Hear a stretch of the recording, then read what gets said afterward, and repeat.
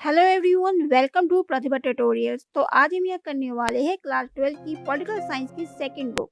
और आज का लेसन है चैलेंजेस ऑफ नेशन बिल्डिंग।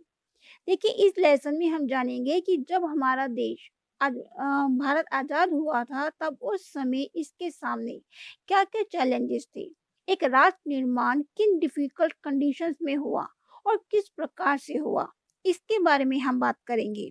इसके अलावा पार्टीशन के बारे में और इंटीग्रेशन प्रिंसली स्टेट के बारे में भी हम यहाँ पर जानेंगे।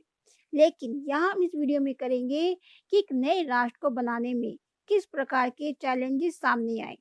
तो चलिए फिर स्टार्ट करते हैं। Challenges for the new nation. देखिए, 1947 में 14 और 15 अगस्त की रात को इंडिया आज़ाद हुआ था और भारत के सबसे पहले प्रधानमंत्री बने थे जवाहरलाल नेहरू। उन्होंने उस रात को कॉन्स्टिट्यूंट असेंबली के स्पेशल सेशन में एक भाषण दिया था जो बहुत ही फेमस है, जिसे हम कहते हैं ट्रिस्ट विद डेस्टिनी। देखिए, जब हमारी आज़ादी की लड़ाई चल रही थी तो उस समय लोगों के कई तरह के विचार सामने आ रहे थे। सभी के अपने अपने व्यूज थे, लेकिन सभी लोग केवल दो बातों पर सहमत दिखाई दे रहे थे। फर्स्ट, ये कि देश का शासन किस प्रकार से चलाया जाए। यानी कि सभी ये चाहते थे कि देश का शासन जो है वो डेमोक्रेटिक गवर्नमेंट के द्वारा चलाया जाए, लोकतंत्र को स्थापित किया जाए, जनता के द्वारा गवर्नमेंट चुनी जाए जो जनता के लिए ही काम करे। सेकंड, कि गवर्नमेंट सभी को समान रूप से समझते हुए सभी के भले के लिए काम करे, और जो लोग गरीब हैं या फिर सामाजिक रूप से बहुत ही कमजोर है, उनका तो स्पेशली ध्यान रखा जाए।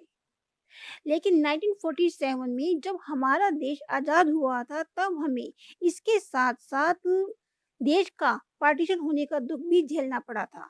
देश दो भागों में डिवाइड हो गया था, एक तो भारत और दूसरा पाकिस्तान। और यह पार्टीशन हुआ था हिंदू मुस्लिम लोगों के आधार पर। इसलिए जो लोग भारत में रहना चाहते थे वे पाकिस्तान से भारत में आए, और जो पाकिस्तान में जाना चाहते थे वो वहां चले गए। लेकिन यह सब होना इतना आसान नहीं था।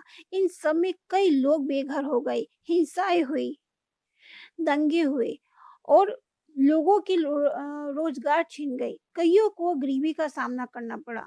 तो इस प्रकार से 1947 का साल जो था वो हिंसा और डिस्प्लेसमेंट यानी कि विस्थापन का साल था। ऐसी कंडीशन में भी हमारे लीडर्स का ध्यान एक नए राष्ट्र को बनाने में था।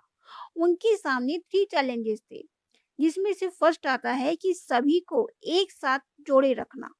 देखिए, उस समय भारत के लीडर्स के सामने यूनिटी को बनाए रखना सबसे बड़ा चैलेंज था, क्योंकि यहाँ पर डिफरेंट लैंग्वेज, रिलीजियन, कल्चर के लोग रहते थे। और उस समय भारत एक कॉन्टिनेंटल के जैसा साइज और डाइवर्सिटी को लिए हुए था। आज़ादी के टाइम पर जब हमारा देश का विभाजन हुआ था, तो उस समय वो धर्म के नाम पर हुआ था। इसलिए पूरे भारत को एकजुट बनाए रखना एक चैलेंज ही था। सेकंड आता है डेमोक्रेसी को लाना।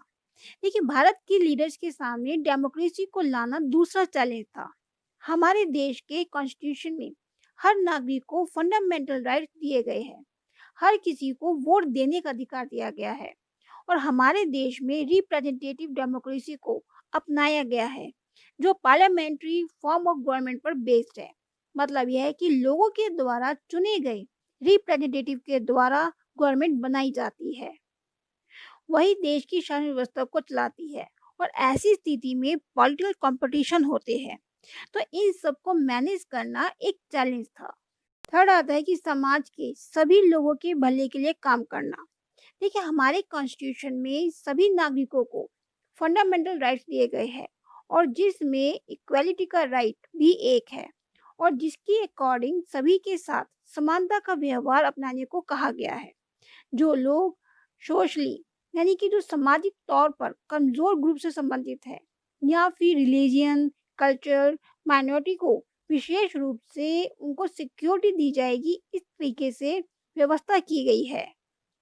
ऐसे लोगों के विकास पर ध्यान दिया जाएगा। इसके अलावा directive principle of state policy को लाया गया, ताकि लोगों के कल्याण के लिए काम किया जा सके।